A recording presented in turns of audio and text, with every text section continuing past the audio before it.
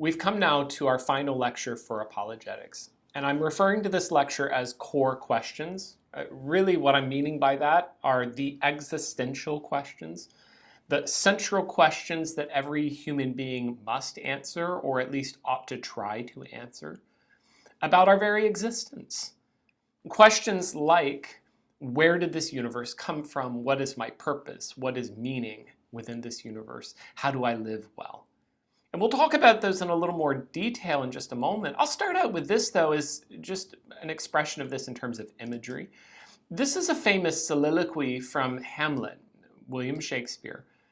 And what we're looking at here, I admit, kind of a bit of a ghastly image, is one common setting or one common way of presenting the speech that you've probably heard. To be or not to be, that is the question.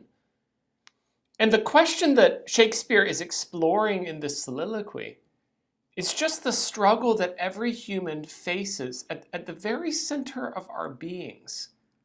Why do we go on existing?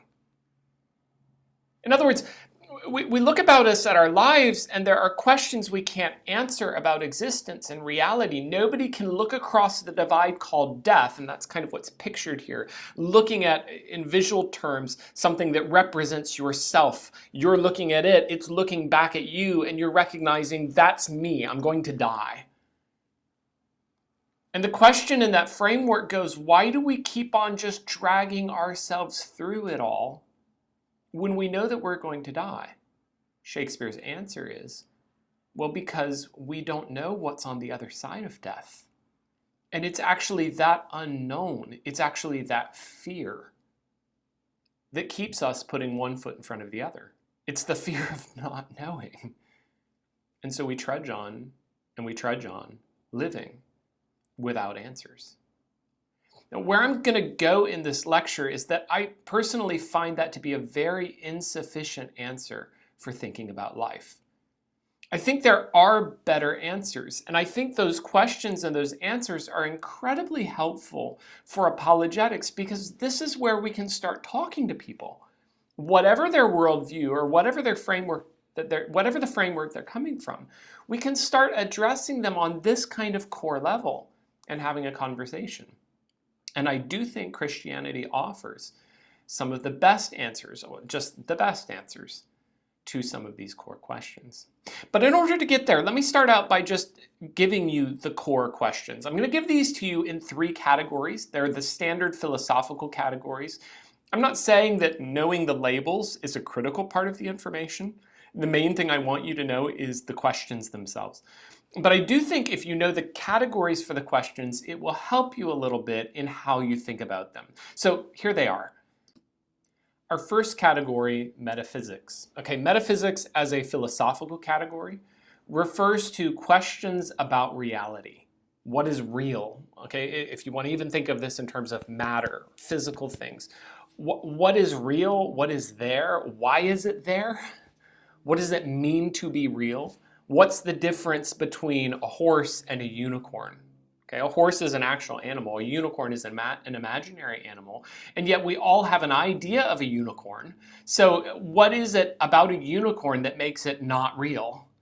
What do we mean by that philosophically? Well, if I'm putting that then into core questions about our existence as humans, I end up with questions like this. Does God exist? Is there a supernatural realm? In other words, a question you're having with somebody in terms of apologetics, God, angels, the supernatural realm, eternity, is that just like unicorns? How do we know that this is real? How do we know that this is true? Where did the universe come from? I think these questions are really helpful on a core level because people and their thinking will get a little squishy. In other words, they will reject certain things, say, about the Christian God. They'll say something like, well, I could never believe in a God who would create hell. I could never believe in a God who would hold people in judgment for things they did, even though they're nice people. And the kind of underlying assumption of that is, well, there are certain ways that God must be, and if he's not that way, I won't believe in him. A metaphysical question goes, wait, you can't say something like, I refuse to believe in mountains that are higher than 10,000 feet tall. You don't get to do that because they just exist. They're just there. I don't believe in whales. That seems preposterous to me. I don't think there can be whales. There's no way that a living thing could be that big. Sorry, it is. And a core question then about the existence of God goes, you don't just sort of make up a God that fits what you want. He just is. He just is God. Given that kind of framework, then I think that helps us process these questions a little better. And finally, the core question, where did the universe come from, really confronts us with, it's a troubling and difficult and complicated problem for secular thought. How did the universe get here apart from God? That's the category of metaphysics. And there are more questions I could ask here underneath that category, but I'll move to the next category. And the next category is epistemology. Epistemology, are there ideas that are clearly true and untrue? Is there a way that humans ought to think, and how would we know the difference? Epistemology explores the questions of truth and the standards of truth. In other words, it won't work, for instance, in terms of popular epistemology, to say something like, well, this is true for you, but not for me. Reality is certain things are just true. The mountains are there or they're not. The whales exist or they don't. Okay, well, that was a metaphysical question, but now as soon as I ask a question, are they true? Can I talk about them? Do they actually exist? Now I've moved into a truth question, and I'm trying to understand the existence of those things. And is there then a clear truth or untruth about religion? Right? We've talked about earlier pluralism, religious pluralism, sort of an idea that, well, there are lots of different realities or lots of different gods or lots of different understandings about God, we should say. And they're all true in their own way. Does that work when Christianity makes certain claims that are incompatible with Islam, and Islam makes certain claims that are incompatible with Buddhism, and so on? Is there a way that humans ought to think? How would we know the difference between the two? And the third major branch of philosophy is ethics. Are there universal moral standards? In other words, are there things that are not just true and untrue, real and unreal, but now we've moved to a third category. Are there things that are right and wrong? Are there ways to ground that? In other words, how do we give a foundation for right and wrong? Besides, well, you like that, I like that. That's your preference, this is mine. Is there an underlying kind of eternal or transcendent standard that tells me certain things are right and wrong because they always are and always will be, independent of my feelings about them? And related to that, and one question that we will pursue at some length, what does it mean to live well? How ought humans to live in terms of living wisely? And all of these basically are relating down to a fourth just summary statement. This is not a branch of philosophy, but I'm just summarizing. In short, what on earth is going on in this weird universe of ours?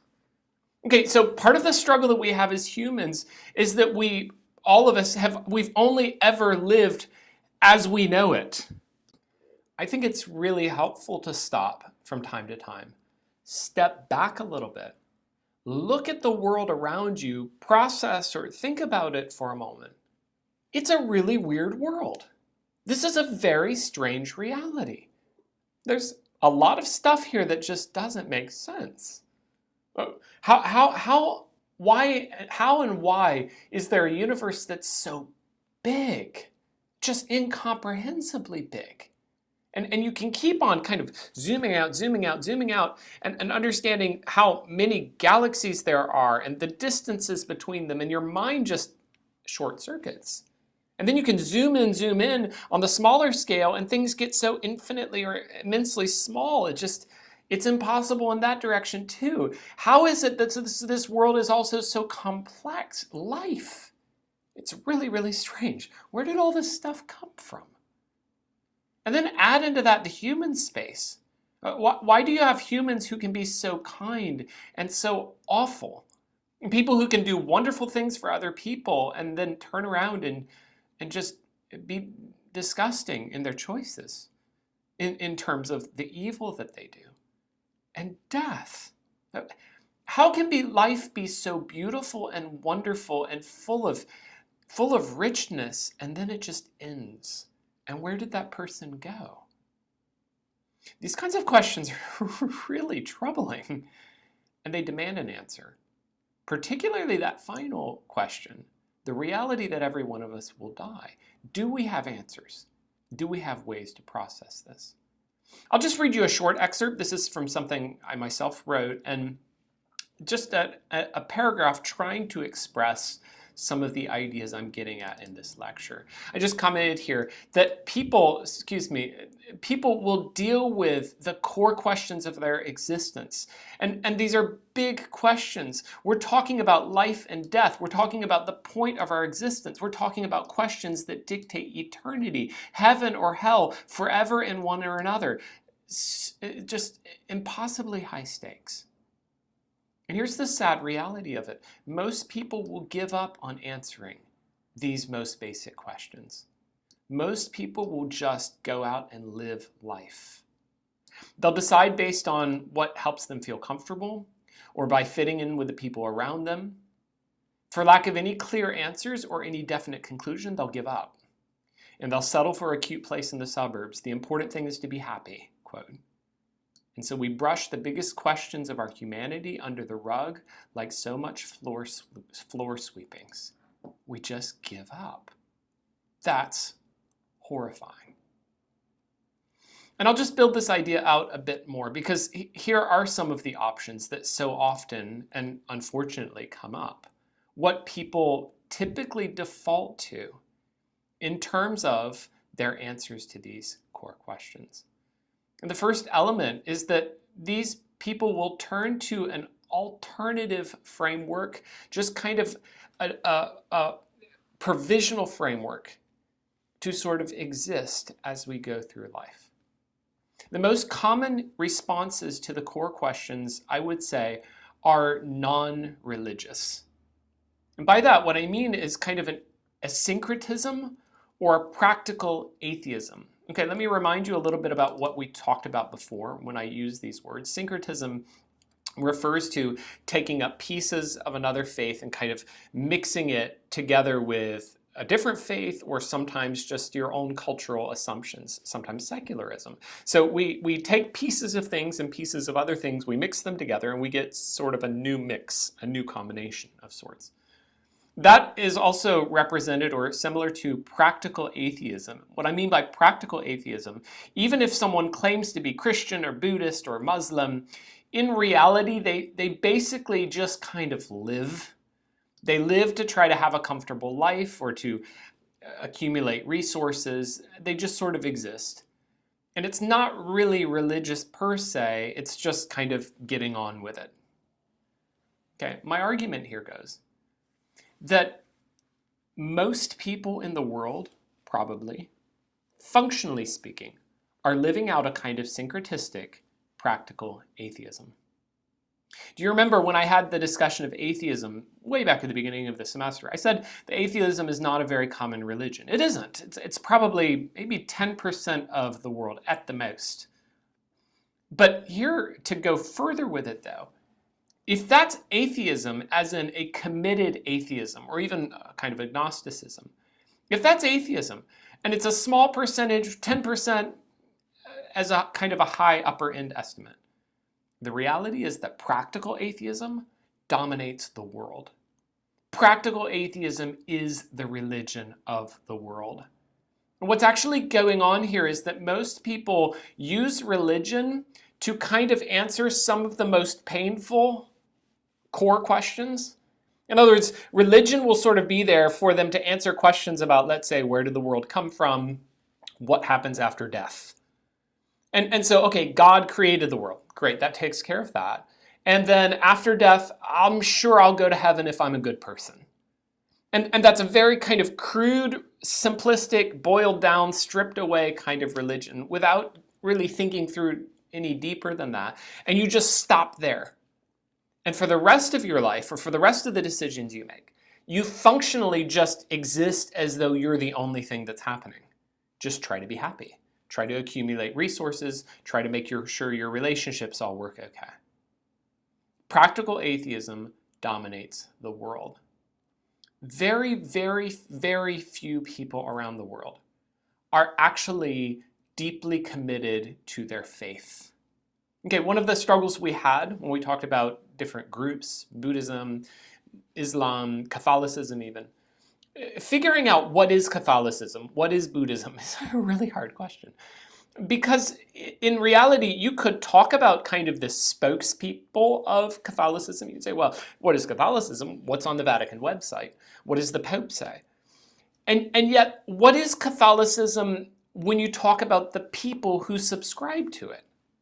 And that really, at the end of the day, is Catholicism. What do the people say? What do the people think? How do they live? What do they operate on the basis of? That is the essence of Catholicism. Well, once you get to that now, you're dealing with a very stripped down Catholicism such that a secular or syncretistic Catholic might not be really that different from a syncretistic secular Buddhist. And neither one of them might be that different from a person who's just a straight secularist, materialist, a person who would say they're agnostic. Those people might functionally live basically the same way in most of their lives, with the exception that the religious people once or twice a year might go to the church or the temple. Very few people actually hold to their faith deeply enough that it transforms their values or dictates their choices. Most people are just getting along, living life, doing it. And most people largely give up on the core questions because I think pursuing answers to these questions is so painful, there simply is no way forward. In other words, they look at this difficult question we have, how do I know what's true? How do I know what exists? And their answer to that is, well, nobody can know. And since nobody can know, I just give up. There are no answers. No one has answers. I've just got to keep on living life. I think that's where most of the people you talk to are living. There's a sort of insight to this, I will admit. And the insight to this is that even Ecclesiastes will talk about, for all of us, and we're not now just talking about unbelievers per se, but for all of us as humans, there is a basic fundamental limitation like this. Ecclesiastes chapter 3, that as we travail, or as we deal with the difficulty of life, here is what God has given the sons of men to deal with. He's made everything beautiful. Also, he has set the world in their hearts. I would translate this word right here, eternity. It can be translated either way. And so I would read this, also he hath set eternity in their hearts, so that no man can find out the work that God makes from the beginning to the end. And so therefore there is no good but for a man to rejoice and to do good in his life, to eat and to drink and enjoy the good of all his labor. It is the gift of God. There's an element of this that has a kind of a truth to it. In a way, this is exactly right. We can't. Nobody can get in a rocket ship and travel to the other side of death and find out what's going on over there and come back. And in a real sense, then we are stuck in a position of not knowing or waiting. To be or not to be, that is the question. No one's escaping that, not Christians. No one. And yet there's more, because God himself, and only God, can give us answers. There are answers to the fundamental questions, but it would require listening to God instead of trying to find those answers ourselves. In fact, I'll just pause for a second, and I just want to talk about philosophically or apologetically that kind of concept. The person who says, well, there are no answers, nobody knows, if you claim to have answers, you're lying. When you listen to it, is actually technically a universal negative. Universal negatives are nearly impossible to prove, philosophically speaking. In other words, I said earlier there are no unicorns. Well, technically, in order to just give a universal like that, there are no unicorns, I would need to be everywhere on Earth. Wait a minute. Everywhere in the universe. Wait a minute. Everywhere in the universe at the same time to be able to examine and see, okay, there are no unicorns at this moment. And even then, I could only say that there were no unicorns at that moment. I couldn't speak for the future or the past. In other words, universal negatives are really hard to say or to prove. And to say no one has answers is a really strong assertion. I would argue against that assertion. It's rather arrogant, quite a bit of hubris in it, to just say that. And even when we pretend that we cannot know, people still inevitably function as though they do. In other words, they still live as though certain things are true. And I would argue that they are, underneath it all, still believing certain things. They might say you can't know whether there's a God or not, but they're still functionally living as though there is or there isn't, as though there is an afterlife or there's not. You can't get away from it. This reality and these questions are simply too defining for life for us to ignore them and put them away. That brings me to the second possibility, or the second option that someone might use for this particular set of questions, or for strategies for dealing with these questions. And the strategy would look like this: that all of the answers are true. Instead of going and saying negative, there are no answers at all, the second option is to say, well, I embrace them all. And we've talked about this. This is pluralism, particularly religious pluralism. The argument that we used in the past with that is that pluralism always has its limits. Okay, people will say, oh, I accept all the answers. But when you get really right down to it and you say something like, okay, how many fingers am I holding up? No one says, well, you can say 3, but someone else says 7 and they're both right. Okay, we all have limits.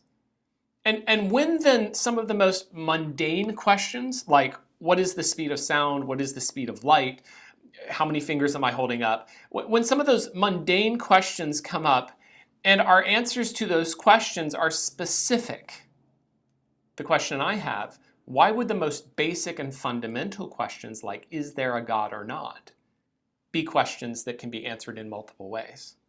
You see, you kind of come through it and realize that what we're doing here is we accept basic, fundamental, easy things. Okay, how many fingers am I holding up? While we reject, or we try to be pluralist on the biggest, most important questions. Will I live after I die or not? Well, that can't have multiple answers. That can only really have one. And that, I need to know what that one is. Again, I think what's going on here is there's always an invisible, true worldview that the person is actually depending on. In other words, they might say, well, I have all kinds of different views and I accept them all. But in reality, there's a core view. And that core is the real view that they're resting upon or depending on. A final strategy that I find people using, and I think of these strategies, this is the most often, is just a strategy to say, well, the only true solution is just don't think about it. Let's just put it aside. And if we can not think about it, or if I can kind of block out my mind, then I'll be better off. Okay, on the extreme, this is the explanation, I think, for alcoholism or drugs. I think on some level, one of the answers is life starts to get so painful. Death starts to press its way into your consciousness. And it's really bothersome. It's painful to think about. And so in order to try to make that go away, we just try to turn off the parts of our brain that are exploring those hard questions. You could see a concept even of being almost jealous, in a way, of simpler creatures. You can look at an ant, or you can look at a bug, and you can just, even a mammal, you can look at some of these animals and say, these creatures never struggle with fundamental problems of their existence. An ant never walks around carrying the piece of food and thinking to itself, yeah, but what about death? It has no idea. And it's part of the richness of being human that we ask these questions. It's also part of the torment of being human that we ask these questions. And I think one of the solutions then is that you try to bomb out parts of your brain so that you don't have to think about them. You kind of reduce yourself more to that simpler existence by just using substances that reduce you to something simpler and more childlike. Okay, now that's kind of at an extreme, drugs or alcohol, and I hope, if you're watching this, I hope that's not a solution that you use for the problem. But here's something that is more common. recognizing that drugs and alcohol are so destructive, most people are afraid of those. They see the pain and the horror and the chaos that that brings to life, and even the impact it has on other people. And I think what most people do then is, instead of those kinds of anesthesia, they anesthetize themselves instead with simpler things like distractions, entertainment, parties, friends. In other words, one of the ways to solve the pain of this and just to not think about it is go watch a movie, go watch a TV show, go post something on social media, or go out on the town and hang out with friends. And it's a way of kind of avoiding the most basic questions about eternity or God, because we just sort of go about life. Another way we do this is distracting ourselves by thinking about the future. And the idea goes, well, what am I working for? I'm working for a better life in the future. I'm working so that in the future I can just relax and rest. And I think what we're doing is kind of creating an imaginary paradise in our future selves. And reality, if you watch this happen, people kind of, they never arrive at that paradise reality. They just kind of work and work and work, and they never get there. And it's horrifying. But I think, again, the explanation for what's going on here is that people are trying to anesthetize themselves to the pain, the painful reality of eternity. Here again, I'm going back to a segment or a paragraph from what I wrote on these kinds of questions. And I just argue here, don't just exist. Don't just try to have fun and then get married, then get a nice job to be comfortable, then try to get your kids into the best schools, then scramble to have enough money to retire, then endure the regrets of old age while wishing your kids would call you more, and then die. And sadly, I think that is what happens to too many people. It's just sort of existing. In the process of trying to avoid the deepest questions of our soul, we end up pursuing a kind of a bombed out, anesthetized reality, when in fact, biblically speaking, we were made for something much greater. God has a purpose for us that is far better than just anesthetizing ourselves from the pain. Now I'm going to move to a completely different kind of discussion, but it's closely related to what we've talked about. And I'm just calling this Approaching Apologetics from the Question of Meaning. Okay, this actually comes up in philosophy. There's a word for it. Eudaimonia is the branch of philosophy that's concerned with the meaning of life, or how do you live well? What does it mean to have lived well? What's the point? What are we trying to do? Why do we go on existing? And what should we try to pursue in the process of our existence? And I'm going to build this idea out as we go, but essentially my argument here is that you can use this, and I have used this, with good outcome in apologetics just to talk to somebody about the meaning of life. In other words, I'm trying to address them to essentially get them to ask some of these questions. What are you doing? What's the point? Why are you living?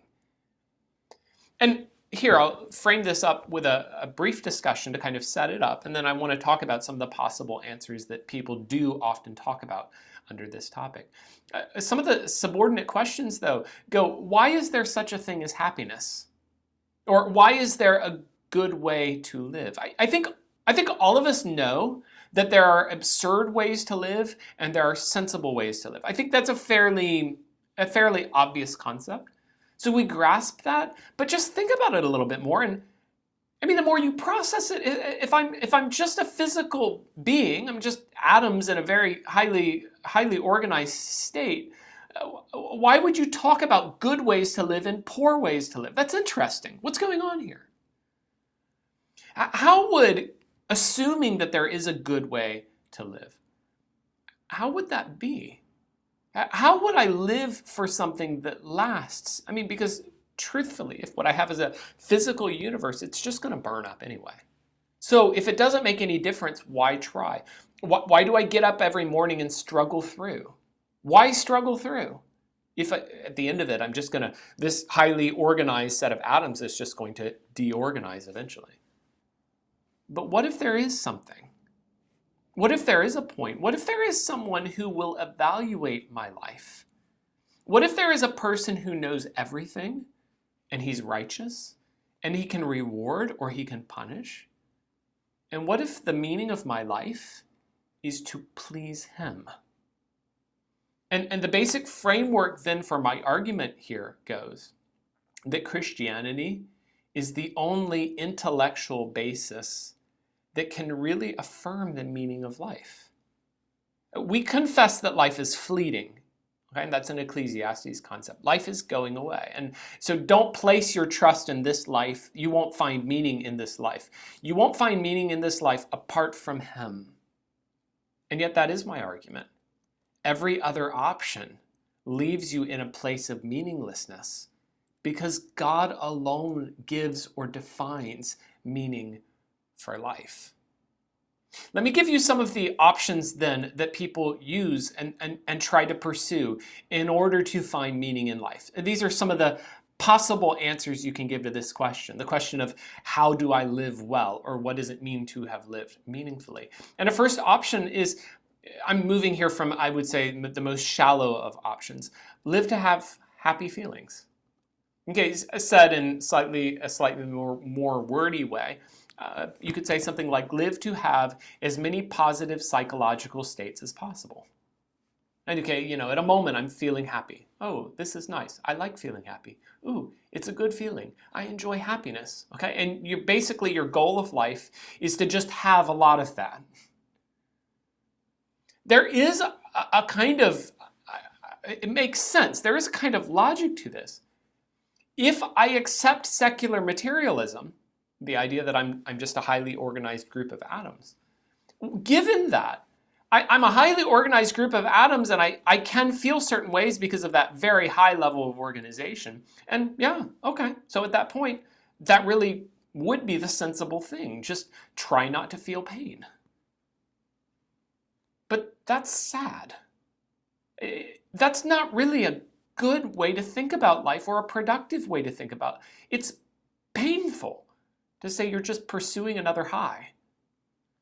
Obviously, you can have different levels of this, and in the history of philosophical thought, there have been different expressions of this. There's kind of a straight-out hedonism that just says, well, go to try to accumulate any pleasure you want. And so that could mean, in our modern context, drugs, alcohol, immorality, just whatever feels good, just do it because you're going to die anyway. There's a more sophisticated version of this that is instead commending kind of a intelligent high life, fine wine with cheese in a beautiful destination kind of way. And so you go about and you try to find pleasure or joy in a sophisticated, long-lasting kind of way. I would say either way, there's not really that much difference. I mean, the question then gets into a question of standards. How do I say that one pleasure is a sophisticated pleasure and another is base pleasure? I don't know. Either way, though, I would argue this whole framework, trying to live to experience as many happy states as possible, is immensely demeaning to human dignity. There's a kind of a thought experiment that someone has proposed. This is from Daniel Hebron. He wrote a book called Happiness. It's a philosophical analysis of the concept of happiness. And he gives this kind of thought experiment where we think of like a simulator, and the simulator can give you any feeling or any state you want to experience. So it's kind of like virtual reality, but taken to the extreme. And so you want to experience anything, you want to feel like you're walking on the moon. It can make you feel exactly what someone would feel walking on the moon. Or, okay, you want to experience what it would be like to be at the bottom of the ocean in a submarine, hopefully. Okay, it can give you all of those experiences. And so you can just be inside of this box and just sort of experience all of these feelings. And Hebron proposes the thought test to say, probably, I mean, some of that sounds really appealing. I'd love to spend a few afternoons walking on the moon and things like that. But at the end of the day, Hebron says, would any of us think that it is a good, meaningful, fulfilling life to just stay in there and just exist in there? You don't relate to other people. All you really do is interact with a computer that's kind of creating realities for you. But you don't actually interact with other people or do anything. You're just inside of this machine. And you can imagine like the entire planet dotted with all of these machines, and we're all just living our separate lives and not connected to one another, just inside of our boxes having our experiences. That's horrifying. And the point of this is to say, it can't just be that you live to have happy feelings. Oh, well, I had so much fun. I spent 45 years inside of a box and I got to do the feeling of doing all kinds of things. Is that really the point of life? There must be something more. Here's a second option, and this option it's related. It's a little better, though, than the previous option. And here the proposal goes instead, live to fulfill what you personally desire. Okay, so now it's not just the idea that you have random positive states. You know, everybody enjoys certain things. Nice food is nice, okay? And good rest and good scenery, beautiful scenery. Okay, there's certain experiences that we pretty much universally agree that's a good one. And there are other experiences that we all agree we don't like. Okay.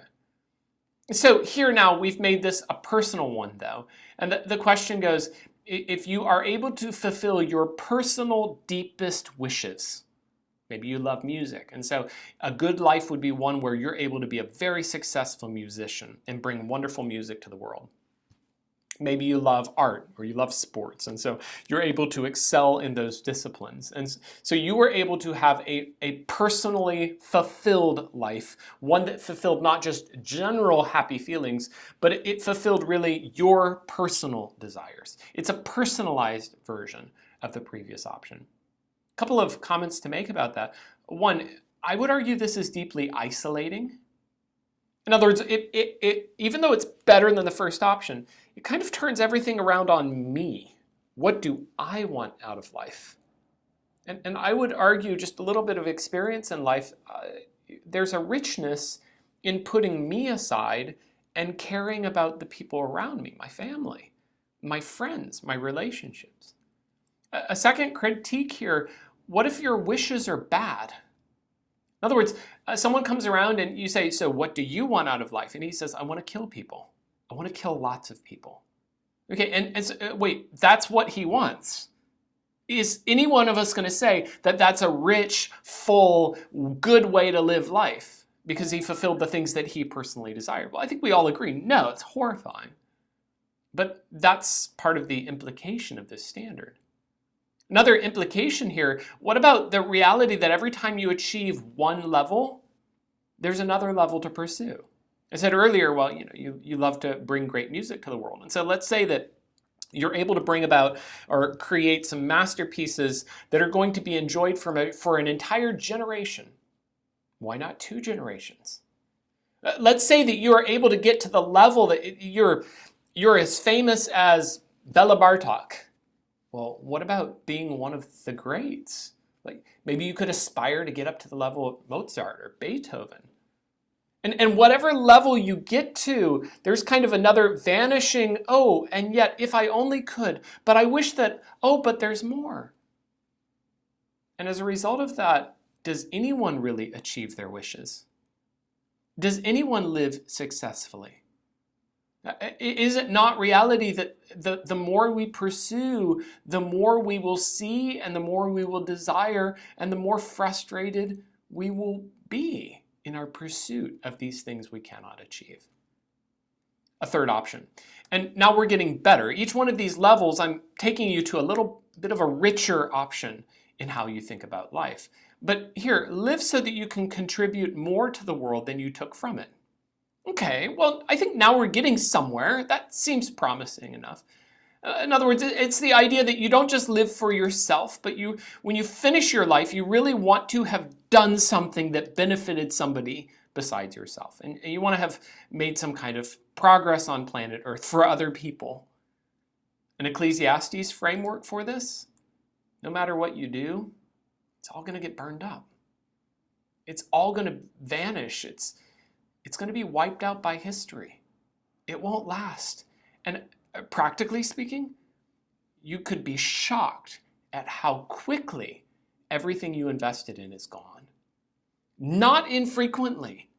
People see that within their own lifetimes. Not infrequently. In their elderly years, they look back and they see some of the very businesses or institutions or organizations or other investments that they poured their life into. Not infrequently in their latter years already they see those things fall apart. And I would argue then that if you pour your life into trying to accomplish something that will outlast you, you might not even be able to keep it from falling apart before you die. And certainly after you're gone, it will vanish quickly away. Well, all right, let's move a further step though, and let's see if maybe there's a better option still. Live in such a way that you have fulfilled your purpose and done what you were made to do. Now we're getting into some really good, thick concepts. In other words, what I'm talking about is something like the way that you were created, both individually, your personal purpose, so you have a purpose, as well as our general purpose as humans, like humanity in general. And I think this sometimes if I'll go outside, I'll look around and I'll just see birds flying around. I'll see fish in the water, and they seem happy. Why? What are they doing? Well, I mean, the birds are just doing bird things, and the fish are just doing fish things, and the frogs are doing frog things, and they're just kind of living out their existence, kind of what frogs were made to do, what were birds made to do, what were insects made to do. They're just kind of doing what they were made to do, and there's a certain simplicity and actually kind of a beauty in that. They just fulfill what they were made to do. And that's a good, I would argue. And so maybe the concept goes, as humans, if we will just live out what we were made to do with our personal desires and our abilities, then there's a kind of fulfillment in that. I think this is a really good idea. I like this concept. I think it's useful. And part of what makes it useful is that it's starting to include purpose in it. The hand of a designer or the hand of a creator. It assumes now that someone has intentionally made humans in general, and even made you personally, with a purpose. Well, once you've included that idea now, I think you're starting to move into the zone of a creator. And that's now starting to have an apologetic tone to it. The problem is just figuring out what it means to live according to your purpose.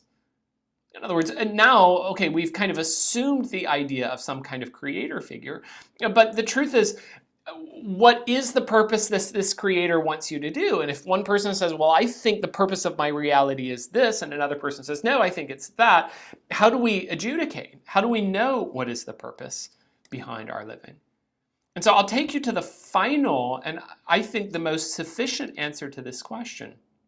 And I found this deeply personally helpful. Live so that God is pleased with your life. I've talked about this in other contexts in Bible doctrines, and if you have me in Bible doctrines, we'll talk about that to some extent. Watch for this in the New Testament. Watch for the concept of, for instance, Paul saying that we do this, we live to be pleasing in his sight.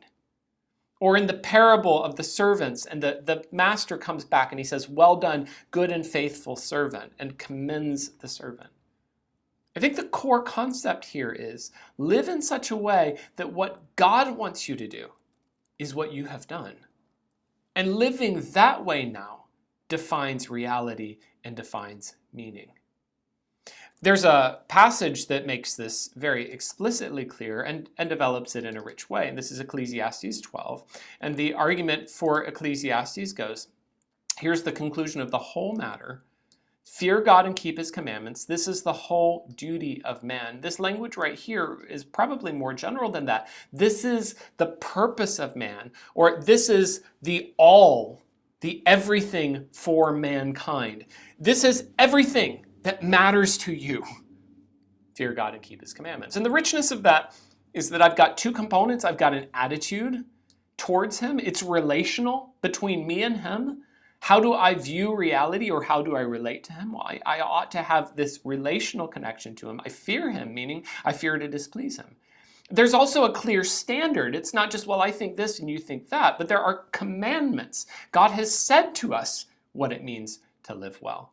And finally, there's a motivation. God will bring every work into judgment with every secret thing, whether it be good or it be evil. God will evaluate my life, and he will declare whether I have lived it well or not. And with that as a framework now, that gives me deep meaning. It gives me an open door for thinking about life in an enduring kind of way. That even if I don't, from a human standpoint, accomplish some great monument that other people would look at and feel like that was something abiding. Who does that anyway? And how long do those monuments last anyway? Here is a reality. God knows, and God cares. He knows with justice. He knows what abilities I had. He knows whether I use those abilities well or not. He becomes the discriminator, or the one who decides whether I have lived well. That takes me out then just to talk about, practically speaking, a couple of suggestions about how to use this method. So I've given this as kind of an apologetic framework for how to think about it. And specifically, we started out with these core questions: metaphysics, ethics, and epistemology and ethics. And then we went in deeper with ethics, and we started to explore the idea of what does it mean to live well. Well, what would that look like in talking to people? I have found this personally very useful. And I just use this in conversation. Let's say I'm sitting down with someone, we're talking, and we have 30 minutes or something. Oftentimes, for me, this will be in a taxi, or it might be someone I meet on the road, and we just get into a conversation, and the person's there and they're interested in talking. Now we're just talking. And I'll ask general questions about their life, maybe ask about work or general interests that they have. I'll give you a little social idea here. I think very often men, particularly middle-aged men, are interested in talking about their work. Women are often interested in talking about their children or their families. And elderly people are often interested in talking about the past or about their children and their grandchildren. And I don't say that that's the only conversation you can have with people. I'm just telling you, based on my own experience, as I've talked to a lot of people around the world, this is a pretty strong pattern, consistent enough that I think this happens with many people. So in the process of having these kinds of conversations, these are the kinds of questions you ask, and you just build a conversation. Just show interest, genuine interest, true interest. Be interested in what they care about. But as you're having that conversation, I think things are probably going to happen. And I'll just give you some examples. These are only some examples. There are many others that you could possibly find or talk about. But things that have happened to me in the process of having these conversations. Maybe someone talks about a great disaster that has happened. Oh, did you hear about it? It was horrible. A storm happened. These people died. A train wreck happened. And so something really horrified. And the question that I might ask in the process of something like that is, why do you think evil things like this happen? Okay, these kinds of disasters, that could have been me. That could have been you. Or in the case of somebody doing something really awful, like a terrorist or a war, why do you think people are so evil? What's wrong with us? What's wrong with humans? Another example of that, someone talks about things they're hoping to do, and this is probably because I would ask, well, what do you hope to do in 10 years? Or what do you hope to do when you retire? And someone will bring up different hopes and goals. And from there, I might ask questions like, what do you think? What do you think we're here for? What do you think is the point of life? And that sounds like a really just shockingly cold question to get into, just to ask somebody like that. I actually think people are refreshingly surprised to hear that question because it's so infrequently asked. And oftentimes they're interested in talking about it. I've had people talk to me about politics. Oh, did you hear about this candidate and what he said? Or this, over here, this corruption and this incident. And I might say something like, when do you think the world will ever be right? When do you think we will ever have a righteous politician who does it well? And where would we find a guy like that? And of course, where I'm going to lead with that is into the future. Jesus Christ is the only king who will do this right. Someone talks about a celebrity, or maybe someone wins the lotto and did you hear? 10 billion somethings. They got all of this money. And from there, I would ask questions like, so do you think that famous person, do you think he's happy? Do you think he ever will feel like he has enough? Do you think he'll ever be satisfied with his accomplishments? And from those questions, kind of those core ways of entering into some of the discussion that we had earlier, then I'm going to start talking about connections into biblical concepts. I'm going to point out some of the frustration or the meaninglessness of life, kind of in an Ecclesiastes kind of direction. Life is frustrating. Life apart from God, it's empty. No matter how much fame or money or accomplishment you got, it's It's just frustrating, don't you think? And talk to them. Talk to them as a fellow human. Talk to them as a fellow struggler. Talk to them not necessarily per se as, here, you're foolish, you have no answers, I'm smart, I have all the answers. Talk to them as a fellow human that's in the middle of all of this. But then the last step is that I think you can openly talk about how your own faith completely transformed your view of this. And that by God's grace, not because you're smarter or something, but by God's grace, you have been able to find answers to these questions, or you have confidence in the face of death. And yes, it's not that you've solved all of these and you've answered all of the questions. You're still a struggler. You still have questions. You ought to, we all do.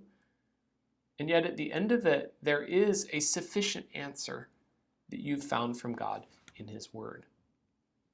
I hope that the journey of talking through apologetics, with all of the details and at times, honestly, some of the struggles that it brings, I hope some of this is profitable for you. I hope that you will take this and apply it to your own life. Remember, we talked originally about apologetics as the application of biblical truth to unbelief.